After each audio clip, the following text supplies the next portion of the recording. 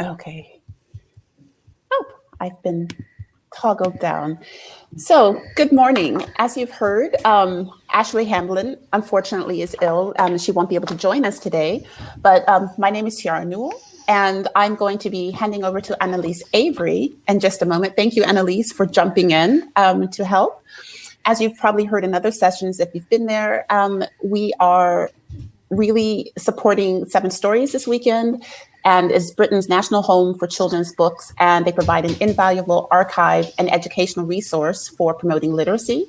If you would like to donate, there is a button at the bottom of the screen. So I'm just going to jump right into this. If you have questions, please put them in the Ask a Question box instead of in the chat. It's easier for us to monitor.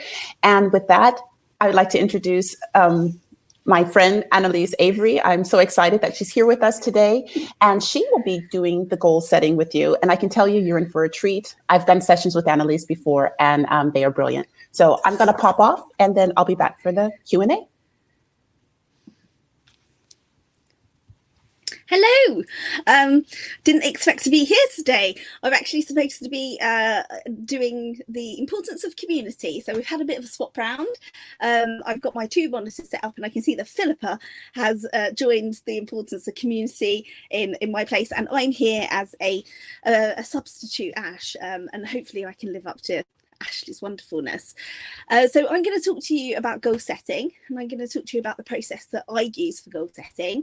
I recently taught this to a whole bunch of Scoobies a couple of weeks ago, and I've taught it to Eggs before, and it's very focused on writing. So goal setting for writers, because sometimes us writers, we get a bit carried away with the writing, and maybe we're not too good at the setting ourselves deadlines and goal bits, which is fabulous because getting encouraged with the writing is what we want.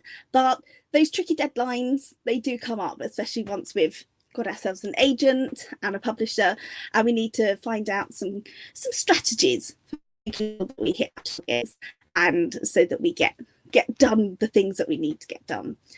So the method that I use is mostly contained in my bullet journal. So I use lots of different bullet journals, and I call it the opt-in, and it's a form of OKRs. So OKRs were developed by Google. I've forgotten the name of the man who developed it. Sorry, I wasn't quite prepared to do this today. So anyway, Mr. Google man, he came up with a thing called OKRs, which is objectives and key results. I've taken that a little bit and stretched it out so that it's a much easier framework to follow. So when we are thinking about goal setting, you can do this along with me if you've got a pen and some paper. The first thing that we want to start with is our big picture thinking, okay? Because you don't know where you're going if you don't know where you're going to get to. So have a think about where it is that you want to be. And big picture thinking means that nothing is impossible. You can write down anything. And you can do this for all aspects of your life, but we're just going to concentrate on being a writer. So I want you to think about all of the things that you want to do. You want to win the Carnegie, you stick that on your big picture thinking. Big picture thinking, win the Carnegie. You want to be an international best-selling, multi-award winning author, you stick that in your big picture thinking. If you want a film made out of your movie, a movie made out of your book, you stick that in your big picture thinking. Okay, these are all of our big dreams, all of the things that we want to happen. So have a little think about what that is. If you want to share it in the little chat, your big picture thinking, what you'd like. You don't have to share it with anyone, but if you share things, it kind of holds you accountable. So people know, the universe knows, the intention knows, and people kind of check up on you. How's that going? Spielberg run you yet? You know, that kind of thing. So have a little think about what you want your big picture thinking to be. I'm just going to grab my current bullet journal and show you what I do with my big picture thinking. So you may have heard of vision boards.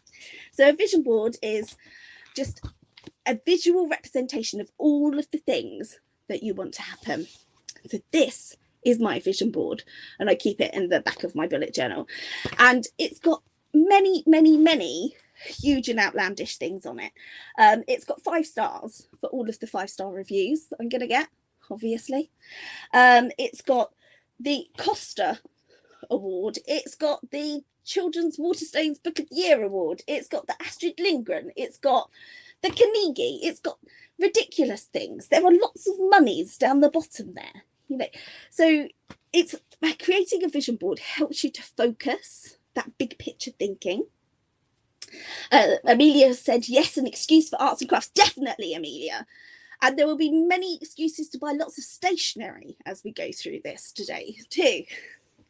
So yes, create your vision board for all of the big things that you want to do with your life and that you hope to accomplish with your writing. And do not limit yourself. Do not think, oh, that's too big, I can't do it. I've got a Nebula Award on there. That's huge, you know, but I've stuck it on there because these are the big things that we are aiming for. If we don't get there and we get halfway towards it, we have accomplished much. So aim for the big things. And if you only get halfway, you've still done the most amazing things. Okay, so that's where we start our big picture thinking. So once we have got our big picture thinking, I like to break things down into quarters. So we take the year and we break the year into 3 monthly quarters and we set our objectives. So with the opt-in, oh, thank you. Somebody just put me a drink.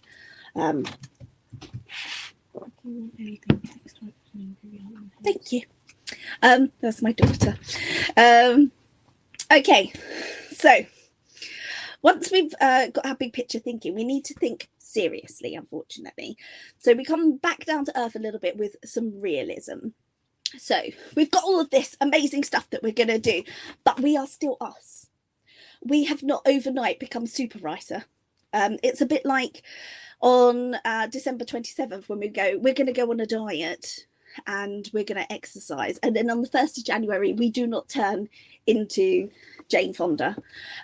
We do not suddenly manage to transform into this higher being of ourselves. So this is what we're going to do. We're going to look at how we are now, what our capacity is, and how we can either increase that slightly or just be more consistent with what we are doing. So usually I send people a calendar of the year and I get them to cross out all the days that they can't write. So all the days that you're on holiday, or the days when it's somebody's birthday or anniversary, or if you're working full-time, the days that you work full-time. You may think that you can write every day whilst you're working full-time. You cannot write every day during the days that you are working full-time. What you can do is you can perhaps find a couple of hours within that working week to do some work, but do not put that pressure on yourself. Instead, clock it off as a day that you are not going to do any writing on. And then if you do write on those days, you've got ahead, you've gained, but you haven't set yourself up to fail. One of the things that we do as writers is we say, right, I'm going to write this book. I'm going to write this first draft. It's going to be done in a month and it's going to be fabulous. But we can't do that. We you know, even with Nano, it's a slog. But we can give ourselves realistic targets. And being realistic with ourselves means that we are more likely to succeed. So once you've got your calendar and you've logged off all of the days that you cannot write, you then count up the days that you can write. And you might be a little bit disheartened by this. I remember doing this with somebody and they realised that they only had like 4 days a month that they could actually get some writing done. But that was 4 days. You've got 4 days. What are you doing at the moment? So it's taking what you know you've got and working out how to make it work to the best of your ability, how to get the most out of your capacity. So one of the things I really encourage people to do is to start logging their writing. So if you don't already use writing sprints, I would encourage you to start doing it. If you don't know what writing sprints are, I shall quickly go through them. So writing sprints is when you set yourself it's using the Pomodoro technique. So you set yourself a time limit of usually 25 or 45 minutes. I found that 45 minutes works best for me. So I give myself an hour, and out of that hour, I have 45 minutes for writing, 15 minutes for looking at cat memes. So that's my reward. I do my 45 minutes of writing. I get to mess about on Twitter for 15 minutes afterwards. At the Golden Egg Academy, in our social group, we have also set up some writing sprints where we meet each other on Twitter, on Zoom, and we spend the first 5 minutes talking about stuff, and then we set our intentions. So we tell each other. I go around and say, how many words are you going to get done in your 45-minute sprints? And people look at their capacity, at what they are capable of doing, and they tell me how many they're going to do. So they might be editing. I'm going to edit 2 chapters in 45 minutes. They might be writing. I'm going to write 500 words. We've got some people who can write 1,000 words in 45 minutes. If you write 300 words in 45 minutes, do not tell yourself you're going to do 1,000 words, because you do you. Okay. And you don't worry about what everybody else is doing. You just worry about you and your words. So we set our intentions and we hold ourselves accountable because we tell each other what we're going to do. And then we set off for 45 minutes. We mute our screens, mute our mics, we close down our screens, and we write. And then we come back at the end and we have to tell each other if we've hit our targets or not. And that's really powerful, having that accountability, knowing that at the end of that 45 minutes, there's somebody that you're going to have to report back to, and you're going to have to say, well, I didn't actually do it because instead I went and watched YouTube, or oh, I didn't quite get there because I was doing this other thing instead. Obviously, if you've been doing the other thing, that's bad. If you were writing your socks off and the plot just didn't come, or the character decided to go off on a tangent, you had to have a little chat with them, that's totally different. You showed up. You were trying, you did your best. You should praise yourself for that. If you went onto the YouTube and watched silly videos, that is not a good use of your time. Remember your calendar. Remember how many days you've got to write. Do not do yourself a disservice. When it is your writing time, it is your writing time. Also, tell all the people around you that this is your writing time. Tell your family, this is important to me. I need you to support me with this. This is my hour of writing. I don't have any other time. Please give me this hour. Or, this is my weekend. I've been working all week. I want to spend 2 hours writing. I'm going to be doing it from this time to that time. I've blocked it out in my diary. Could you please just make sure that you give me that time? When my children were younger, they're quite old and ugly now because they're old and annoying. They're 21, 19 and 16. I used to have this little note on my door, and it said, do not enter unless major blood loss, somebody's died, or the outbreak of nuclear war. And they knew that when the door was closed and the sign was up, they weren't to come and disturb me. They had to go and find their father instead. And I did bribe them. The bribery was, as soon as I get a publishing deal, I will take you to Harry Potter studio tours. Unfortunately, I got a publishing deal during a pandemic, so they still haven't been to Harry Potter studio tours, but eventually it will happen. I will take them. One of the other things that you can do with your writing sprints is reward yourself. So this is my bullet journal. Let me find my reward chart. Every time I show up and I do my writing or my editing, I give myself a golden star. Okay, I've got my little boxes. If I'm doing a first draft, there'll be every 1,000 words. Every 1,000 words I write, I get a little gold star, and it's very satisfying to have a gold star. This is my editing. Every chapter I edit, I get a gold star. Do not underestimate the incentivizing power of a sticky star. Okay, essentially, we are all just 8 years old and love a sticker. So give yourself sticker rewards, set yourself targets, and it's easily measurable. You can look at your graph and go, do you know what? I'm like over halfway there. I'm doing really, really well. I've just got to carry on for a bit longer. Having those visual markers are really incentivizing. So make sure that when you are tracking and keeping yourself accountable, that you've got something that you can see. Okay, so I'm going to go and talk about your goal settings now. So as I said, I divide my year into quarters. And at the beginning of each quarter, I sit down and I have a look at my commitments. So the commitments are all the things I have to do. And they're usually things that are time sensitive. So this has to be done on this day at this time. And I work out what it is that I need to do in order to deliver on those commitments. So have a little look at that first. That's your first thing, priority things. Then you look at the things that you want to do. These are not the things that you feel you should do. I mean, you might be looking at other writers and they have a YouTube channel, or they're on Instagram and Facebook and Twitter and Vimeo and all of the other things that you've never heard of before. And you might be thinking, yeah, I should do that. You should not do that. You should only do it if it's something that you want to do, if it's something that sparks joy, if it's something that you think, hey, this is really exciting and I think I might enjoy doing this. But do not do it if it is procrastination. I am the queen of active procrastination. I have helped put on a 2-day conference in order to procrastinate and not write my second book. So do think about the things you are doing and decide, is this taking me away from my big mountain, my big vision, my goals, or is it going to help me to move closer to it? If it's going to help you to move closer to it, then do it. If it's going to spark joy and make you happy, like this conference, then do it. But if the only reason that you are going to set up an Instagram account for your cat is just so that you can procrastinate, do not do that. Your time is precious and your writing is worthy of your time and your effort. Okay, so at the beginning of the 3 months of the quarter, I have all of the things that I have to do, all of my commitments, and I have all of the things that I want to do, all of the projects that are exciting and interesting. And then I sit down and I plan for the 3 months. And what I do is I use a Kanban board.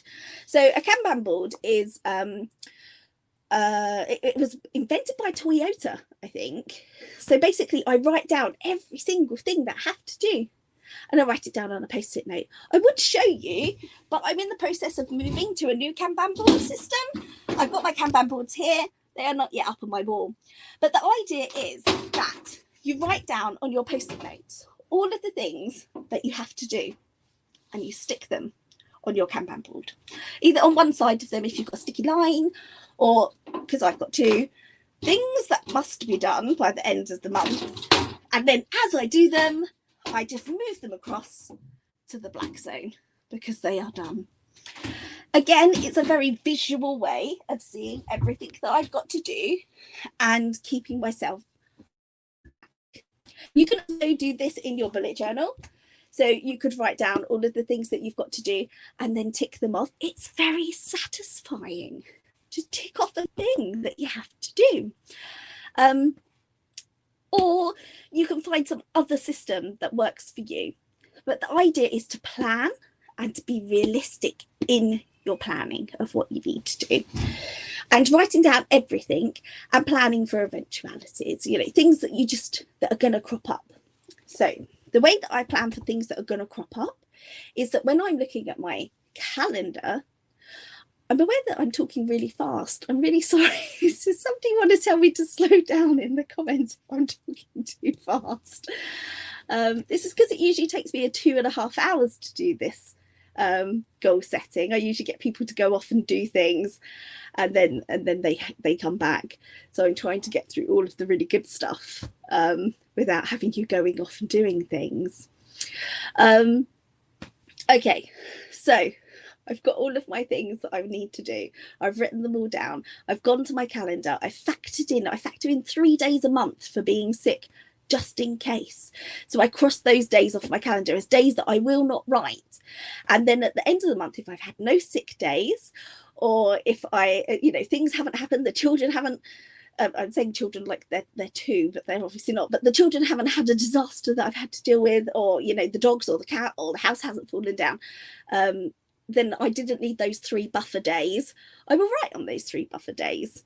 And the worst thing that happens is that I'm further along on my schedule than I had planned to be by the end of that month. And then it's just a case of sitting down every week. So every Sunday afternoon, I sit down and I have a look at my Kanban board and what needs to be done for the quarter. And then I have a look at my monthly plan and what things need to be done in that month, and it's specifically in that week. And then I plot what I'm going to do. And I use a separate diary for that because I time block. So I have my day when I get up, when I go to sleep, and then I time block what I'm going to do. And when you're time blocking, if you have a whole day off, or if writing is your full-time job, make sure that you give yourself breaks and make sure that you give yourself fun stuff, because the fun stuff and the breaks will help you with the writing. So let's say you have a whole day to write. Don't spend 9 hours writing unless it's your deadline tomorrow, and then get to it and don't sleep and, you know, that kind of thing. But hopefully you've done your planning. You'll be fine. You will not need to rush for your deadline. But maybe write for 2 hours in the morning.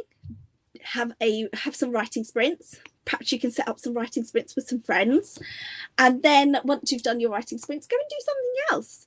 I mean, there's not much going outness to do at the moment, but you could go for a walk, or you could read a book, or you could watch Netflix, and reward yourself. This is another really important thing. Reward yourself for the work that you've done, not just with stickers. So at the moment, I'm rewarding myself with episodes of Fringe. I've started at season 1 of Fringe, and if I do really good in the day, I get to watch an episode of Fringe. Before that, it was Ghosts, the BBC Ghosts programme. If I did good, I got to watch Ghosts. So it's about giving yourself rewards. I'm trying not to give myself rewards that are stationery based, because I've got far too much stationery, or food based, because I've got far too much food hanging around as well. So it's finding things that work for you, things that are going to be motivating. And when you're doing your writing sprints, it helps to keep track. So if I find in my, is this the right one? So no, wrong bullet journal. Sorry. So if you keep a track of how many words you can do during that sprint. So here's a very messy page, but basically I just write the day, sprint number 1, how long the sprint was for. So that was a 25-minute sprint, and I wrote 329 words. I did a 45-minute sprint. I wrote 986 words. So you get to know how many words you are capable of writing in a set period of time. And this is really, really, really helpful for when you're planning projects. So let's say you've got to write a 60,000 word manuscript, first draft. So first drafts are usually a lot quicker. How long is it going to take you to do that? So you can plan it. Okay, so in an hour's sprint, 45 minutes working, 15 minutes looking at cat pictures, I can write 1,000 words, let's say. Then you know that you need 60 of those hourly sprints in order to write your first draft. Then add 10%, because there will be times when you won't need to, you just won't be able to write. Things won't be flowing. You won't do as many words. So you need 66 hours. Then you can go back to your calendar and you can work out where you're going to find those bits of time, where you're going to find those little nuggets. And you may be able to slip in additional time during your working day. I used to write during my lunch hour. So I used to have like 20 minutes for lunch, 25-minute writing sprint in my office with my door closed. Didn't always work because my staff sometimes came and knocked on the door, but that's what I tried to do.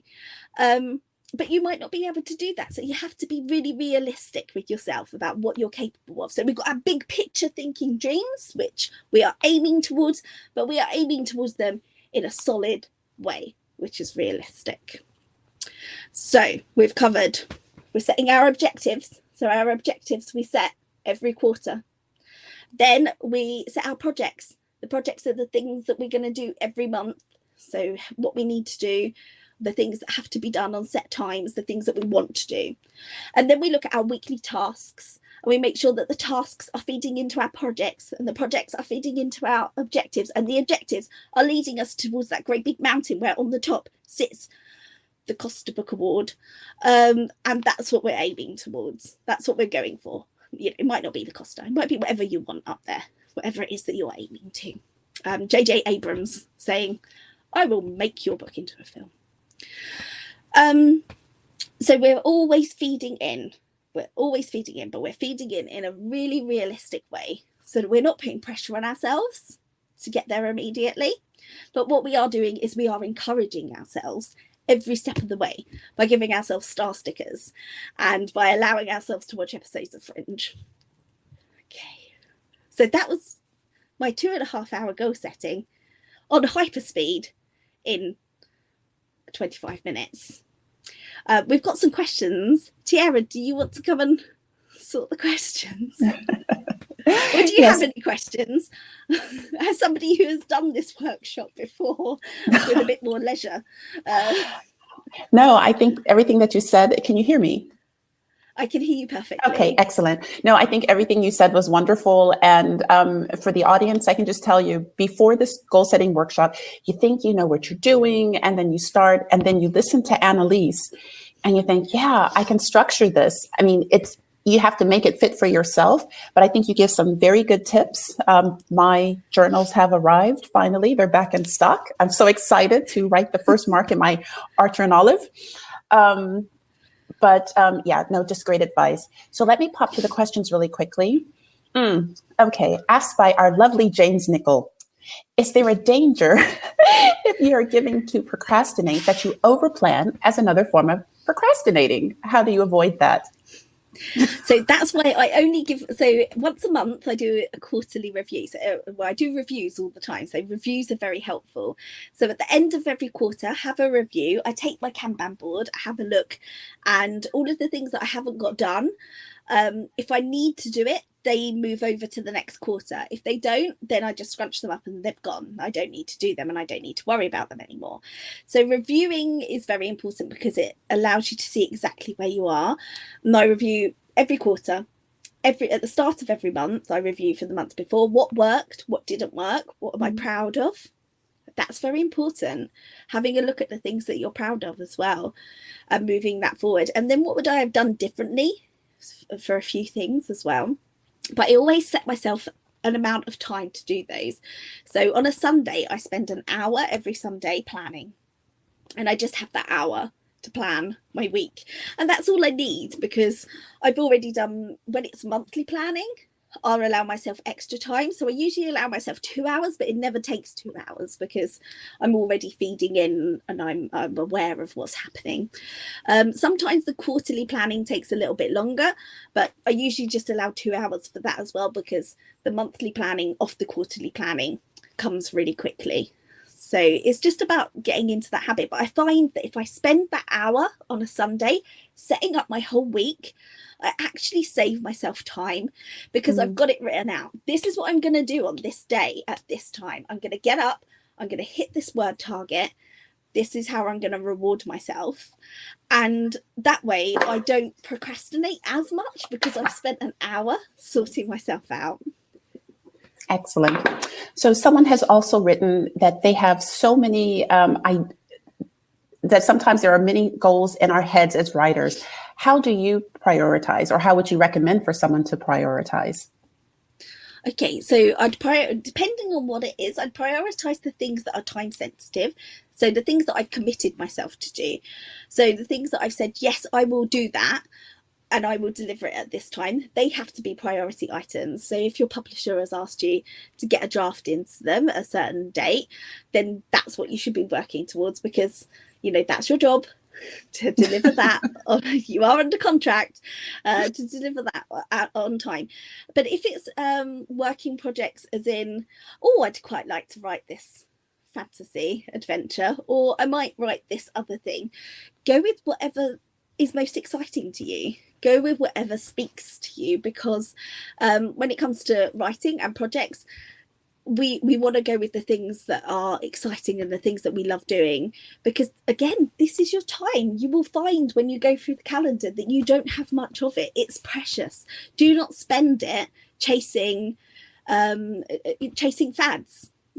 Do not spend it writing something that you think the market wants. Spend it writing something that you absolutely love and you absolutely adore, that you're going to put your heart and soul into, and you're going to really, really work at. And then other people will see that, rather than that thing that you thought, oh, that might work. Absolutely. Very good advice. Jane had mentioned in the chat that, you can do your goal setting and then leave time for quote unquote research. We all know what that means. It's the cat memes, it's other things. You get caught up in, you're writing a story about nature, and the next thing you know everything about the migration of the butterfly. So someone has asked, how do you know when it's, let me get it right. How do you know when it's time to stop researching and to start writing? Okay, so I think that falling into a researching well is a bit like getting world builder's disease. Sometimes you don't necessarily know that you've got it until somebody taps you on the shoulder and says, excuse me, you were supposed to write this book 2 years ago, and you're still working out the trade treaties between the trolls and the fairies, and that isn't even relevant to your plot. so it's again about being really strict with yourself. If you need to find out about the migration of monarch butterflies, then find out about it, but stop when you know. And it's about being really disciplined with yourself. And I think one of the reasons why the calendar thing is a really good thing to do is because it really does put into relief exactly how much time you've got. And if you are going to spend 5 hours researching a thing that you just needed to know a couple of facts about, maybe have a look at why it is that you're doing that, because there's usually other reasons behind it. Perhaps you're scared about the thing that you're writing, you're scared that it won't work, or you're scared that it will. Equally, both are terrifying. So just have a look at the reasons why you are spending all of that time researching that thing. When you know really that you've got enough to be moving on, and that you should be spending your time writing the story. So yeah. I think that's an important point that you bring up. I think most people associate procrastination with, scared of failing, but you can also be scared of succeeding. It's a very valid and big fear. You're looking at something, and to have that confidence to say, this is good, and be afraid that someone else might say, no, it's not. So that's a very good point you bring up. Another question. And I think this, for me, is a tricky question, because we hear all the time that when you're writing books that you should write as though it were a standalone. If you have series ideas, it's fine, but sometimes it could be a bit tricky to present to agents and publishers. But the question from Leonie is, if you're writing a series, do you focus your planning slightly differently? So I think if you're writing a series and you are under contract to write that series, not really. It just means that your process is going to be a little bit faster, because you've already written book 1, so you've already done your world building, you've already got quite a lot of character detail. So you'll probably find that writing book 2, well, maybe not book 2 because it's that difficult second album, but writing the subsequent books will come a little bit quicker, just because you don't have that timing. But you might come up against other issues. But in terms of if you're planning your career around those 3 books and what you're going to do, I just definitely take the advice of everyone who has come before you and everyone who has said to you, write book 1 as a standalone with serious potential, and then look at book 2 being something different, not totally different. So book 2 should be something that is for around about the same age range, has the same kind of tone and themes that you have in book 1, so that you are building your brand as an author, but it should be something slightly different. Unless, of course, you finish book 1, send it off, they want it immediately, and then book 2 then becomes the second in the series. So it is different for everyone. Plan for your best thinking, and it's no use writing 7 books in your 27 book saga before book 1 has got a publishing deal, because that is a waste of your time, my dears, and you are worth more than that. Very good advice. So this next question, I think we're going to be opening up a very large barrel here, because Annaliese can also talk very passionately about this topic. And as I just mentioned, I got my bullet journals, my journals that I'm going to turn into bullet journals and other journals, but they were on back order and I just received them. What's a bullet journal? Okay, so a bullet journal is a analog system for keeping track of all of the things in your life. It was devised by a guy called Ryder Carroll about 5 years ago, I think. So if you go to YouTube, and this is not procrastination because you are learning, if you go to YouTube and you type in bullet journal Ryder Carroll, it will come up with the easy bullet journal system. So it's a way of taking all of your tasks, you put a bullet note next to all of the tasks that you need to do, you write it out, you then put a cross through your bullet as you successfully accomplish that task. That's what it is at the most basic level. Lots of people have taken the bullet journal system and have made it into something quite big and beautiful. I do not do a very what's the word I'm looking for? Mine do not look very pretty because I'm not very good at drawing. But I'm happy to show you mine. I would beg to differ. Sorry. So this is my 2021 goals. So like I just wrote 2021 and then put all of my goals around. And then this is there's not much happening. This is my yearly spread of all of the events and things I'm going to. It's like, there's like that's my book launch. That's the only thing I'm happening. It's just because lockdown.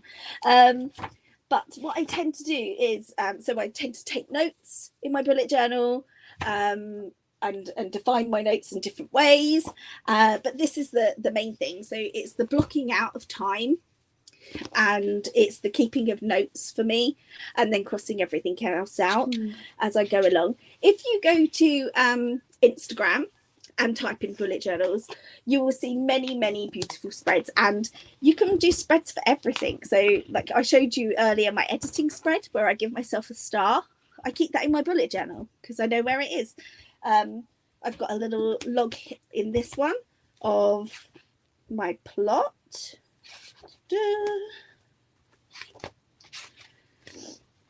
see if I can find it. I bet it's in the other book now. I've said it's in this one. Yeah.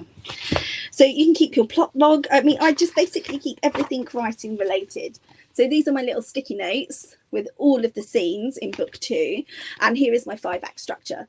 So the scenes are all written out. When I write, I don't write scenes in order. So I wrote the scenes out of order, and I've now got to put them into some kind of linear fashion so that they tell a story.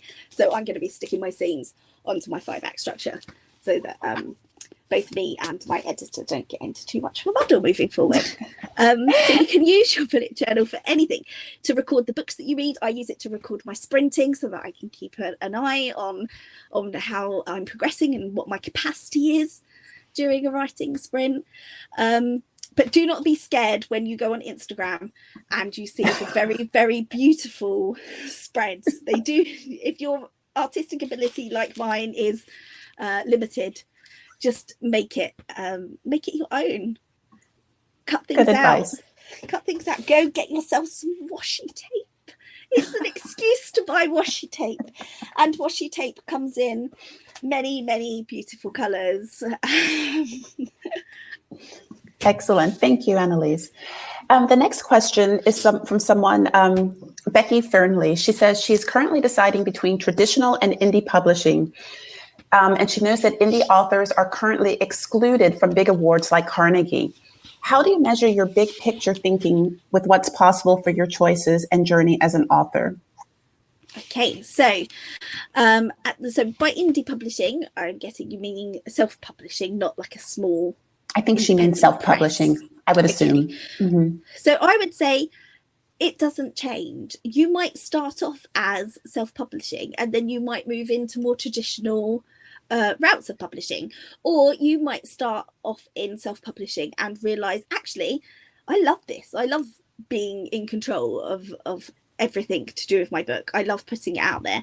And then your big picture thinking changes and it shifts, and it's okay for your mountain to change. You know, it moves. Your mountain is amazing. And if your big picture thinking, the things that you're aiming for change, then you just need to have a little look at that. So I do that once a year. I do it in July because I think there's far too much pressure put on Christmas and New Year for you to have big picture thinking.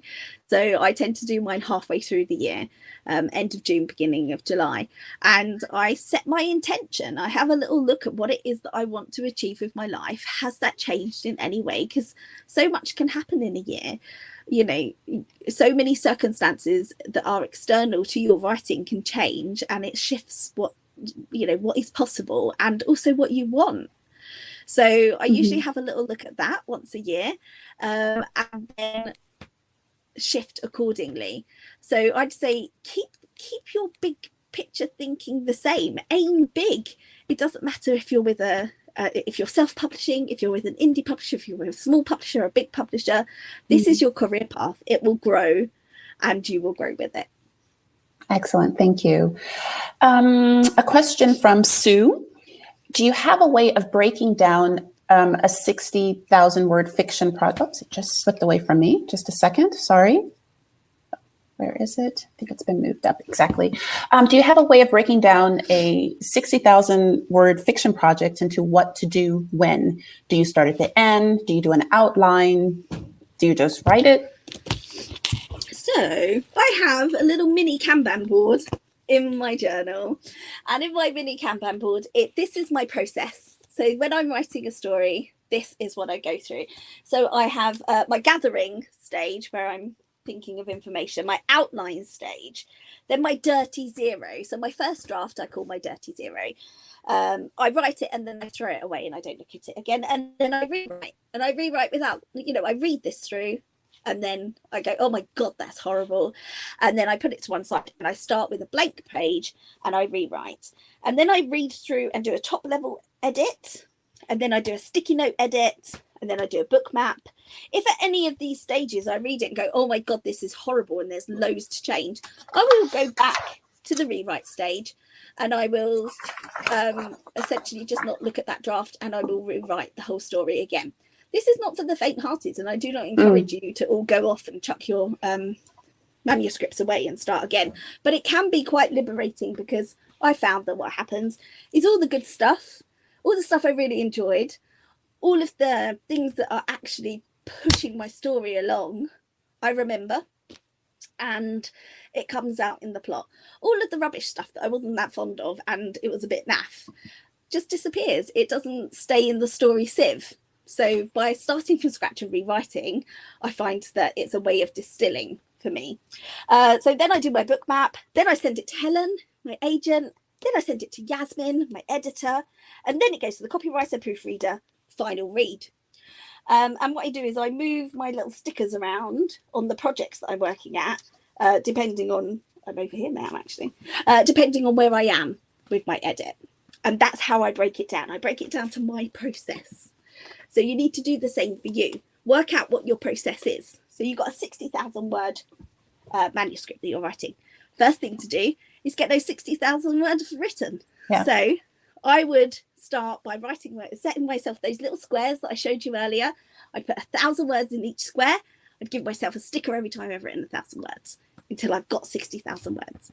Once I've got my 60,000 words, I'll then read them through and decide whether they're worthy or whether I need to do a rewrite.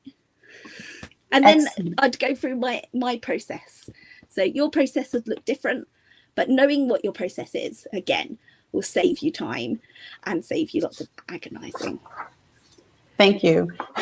James has just written, I'm still not really sure what my process is.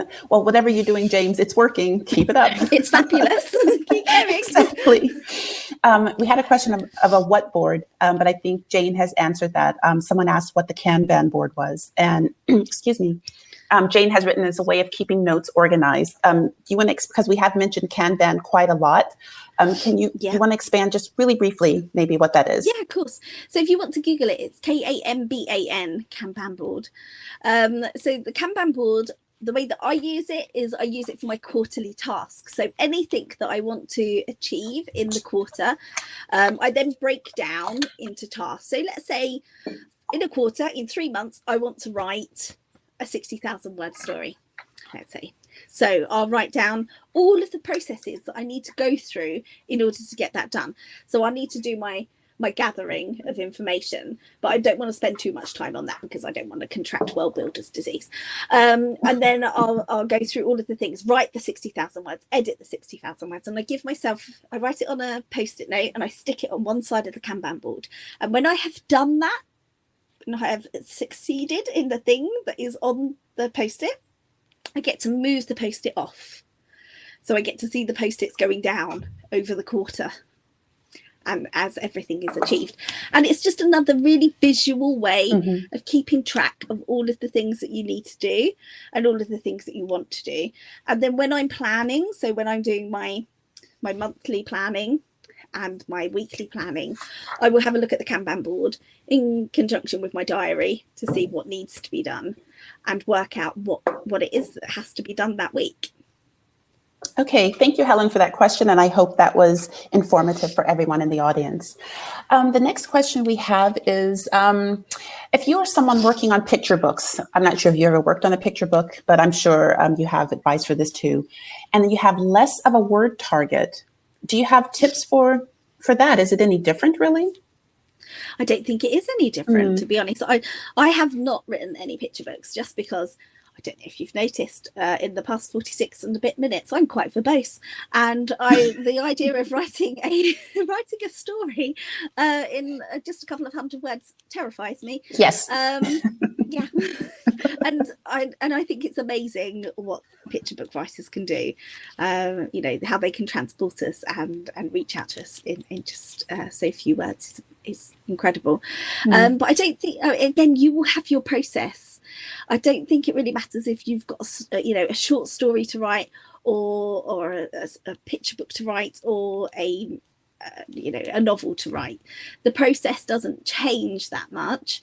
All that changes is the amount of time that it's going to take. So again, it's just really getting to know your process. And if you don't know what your process is, that's a really good thing to put in your bullet journal. So working out what you did and how it worked. So I did this thing, it wasn't very successful. I did this other thing that worked well. I found that writing sprints don't work for me, or I found that they do. So it's figuring out what your process is so that by the time you get to those big deadlines, you're already halfway towards winning because you know that you've got yourself a little system. And also it's quite reassuring, knowing how you work. Absolutely. Thank you, Kim Duffy, for that question. Let me see, we do have some more time. Okay, I think you're going to have some good advice for this person. Kimberly Webb asks, she says that she finds when writing that she needs lots of time thinking, but she has difficulty with short time limits because her thoughts tend to freeze up under pressure. Do you have any tips for how to overcome this? Okay, so your problem is that if you've only got 25 minutes to write, you find it really hard to turn it on. Is that right? See, she writes exactly. I find when writing that I need lots of thinking time as well. So, before she starts, she's thinking, deliberating, but I think it maybe in reference to the sprints. I'm not sure if Kimberly's still on, but she has trouble then under short time limits that she freezes up. And how can she release this pressure? Yes, she's saying yes. That's exactly what it is. How can she release this so she can just get into it? So if you can find a way of getting into your writing really, really quickly, different things. So maybe if you need a lot of thinking time, are you somebody who likes to exercise? Do you like to go for a run or a long walk? Could you do that before you're writing? Could you go for a long walk and use that for your thinking time and then come back and write? Are you somebody who uses so one of the things that I do in order to get into my writing when I'm drafting, this is really quickly, is I try to enter a flow state. So flow states are really interesting. You can trick your mind into entering a flow state. And the way that you do it is when your writing is really good, if you can write listening to music, put on a certain music track, which will trigger that idea of flow. And so for me, I quite like Muse, but I don't like it enough to sing along to. So I use Muse as my trigger flow tracks. And as soon as I hit listen to Supermassive Black Hole, for some reason, I write really, really quickly and I am able to get into that flow state. And I think it's because I chose Muse as my trigger track for entering a flow state. So when your writing is going really, really well, if you like to listen to music, just put a track on that is going to be your trigger. But if it's a case of you need to have lots of thinking time before you write, just find your process, try lots of different things. If that thinking time needs to be in front of your computer, then that's part of your process. That's what you need to do. If you can do that thinking time whilst in a bullet journal or something, that's part of your process, the thinking time. So just make sure that you factor that in when you come to going, okay, I've got this amount of time. I know that I need at least 30 minutes of thinking before I can do a 30-minute writing or, an hour's writing. If that's your process, that's your process. Don't try and change it if it's working well. And Jane has added to it because, oops, my thing is freezing here. There we go. Kimberly added to it. She says, if I know I've got a time limit, my mind freezes up. And Jane added something also very good. She said she also used to have issues with this, and it gets easier with practice. Breathing helps. If you can relax, then you can unfreeze. Maybe that doesn't work for everyone, but it's a recommendation. Yeah, I know that. So over the past year, I don't know if Jane wants to come out, but I've made Jane do bullet journaling, and she's been engaging in the sprints as well, and they've been hugely profitable for her in terms of her writing capacity and structuring and organising things. I'm sure she'll put in the comment. Oh yes, please come on up, Jane. Yeah, go Excellent. on. Then we will wait just a quick second for Jane to reappear. There she is. Hello. Lovely. Hi, lovely. Hi. Yeah, it's that pressure of feeling that you have to do something. And one of the other things I put in the chat, although my typing was a bit rubbish, was about not setting yourself unrealistic targets. So if you start doing sprinting, don't say I'm going to do 1,000 words in half an hour. Set yourself 100 words, and then it's like Annaliese was saying earlier about not setting yourself up to fail. Set yourself up to succeed. So when you first give yourself a 45-minute or 25-minute or whatever sprint, allow yourself the opportunity to spend half of that in a kind of state of frozen terror. Oh my God, I can't do this. And actually actively to spend the time trying to relax and then write. And if you've set yourself a target of 50 or 100 words and you do more than that, then yay, you've given yourself positive reinforcement. And somebody said in the chat there about Pavlov's response. And that's kind of how you create it, because you've had a positive experience, so next time it'll be a little bit easier. Indeed.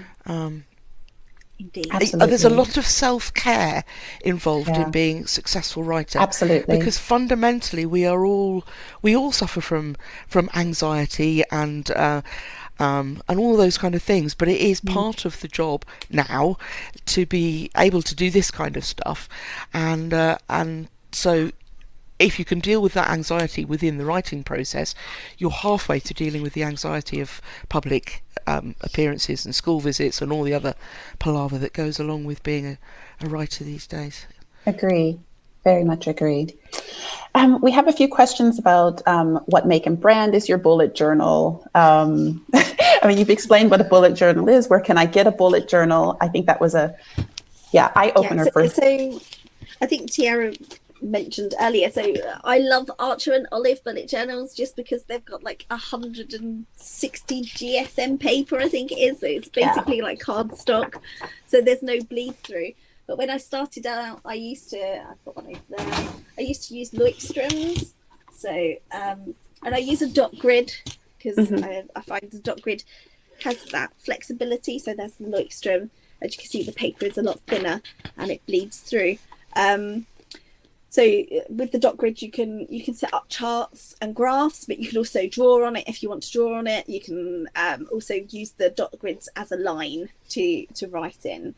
But yeah, so I think there are so many different bullet journals out there. It's basically just a book that you then call your bullet journal. And it just depends on, what you like and what your budget is. So these are A5. I like a B5 because like the B5 Archer Lollies are quite expensive, but they're only like £3 more than the A5s, and you're getting a bit more paper. So that's my logic in spending £37 on a journal. Yeah. But it's a lot. The Leuchtturms are about between £12 and £14, I think. So, but yeah. So I just got myself a notebook from I think it was from W.H. Smith's, but I wanted it bigger than A5, as Annaliese said, because if you want to draw out a month, and mine is lined because otherwise I'd write in angles and it all gets horrendously messy, and I draw all mine up. Annaliese prints off fancy sheets from internet sites and stuff, which I don't that's do. Debbie. I draw mine. Debbie prints. So I needed it to be that much bigger, so you can fit like a month or whatever, or a decent number of star chart boxes or whatever in it.